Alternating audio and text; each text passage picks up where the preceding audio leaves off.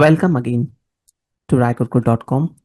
Myself Deepak, and today we are going to talk about rally tags, how we can create a new tags, how we can manage those tags, as well as how effectively we can utilize in our project journey. If you're new to this channel, feel free to hit subscribe and bell icon so whenever I will upload a new video, you will get notified. So before we proceed, creation of tags, let's first understand what is tags. When your team is working on any projects where they wanted to tag a particular fields or particular text, so whenever they will search with those tags, they can get the informations about projects or story. Taking one example, if we wanted to have one tags which collects all the critical requirements or maybe top priority user story, we can add it. Other examples will be capstone project version where we wanted to add inside the versions or maybe the production issues.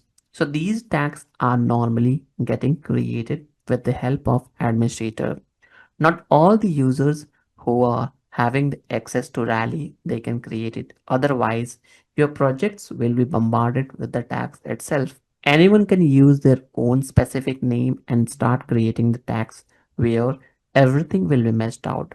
That's the reason Rally will give the control to just admin or superior person who are having the access of workspace. So this is the tags. As of now, we don't have much tags available, just one. Where we want to add more tags, we will just select on tags, and here you'll find it out the space where all the tags present within your company is available. If you wanted to modify existing tags, select it. If you want to delete or merge or maybe archive, you can also do it.